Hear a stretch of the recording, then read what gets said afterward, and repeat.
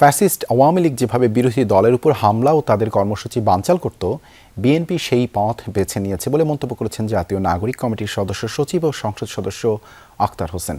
বৃহস্পতিবার বিকেলে জাতীয় চক্ষু বিজ্ঞান ইনস্টিটিউট ও হাসপাতালে হবিগঞ্জে এনসিপির জুলাই পদযাত্রায় বিএনপির হামলায় চোখে আঘাতপ্রাপ্ত কিশোর আলিফকে দেখতে হাসপাতালে যান এনসিপি নেতারা। পরে সাংবাদিকদের সাথে আলাপকালে এসব কথা বলেন আখতার হোসেন। এ সময় তিনি সরকারকে মারমুখী আচরণ থেকে সরে আসার দাবি জানিয়ে আলিফের চিকিৎসার দায়ভার গ্রহণ ও হামলাকারীদের অবিলম্বে গ্রেপ্তারের দাবি তুলে ধরেন।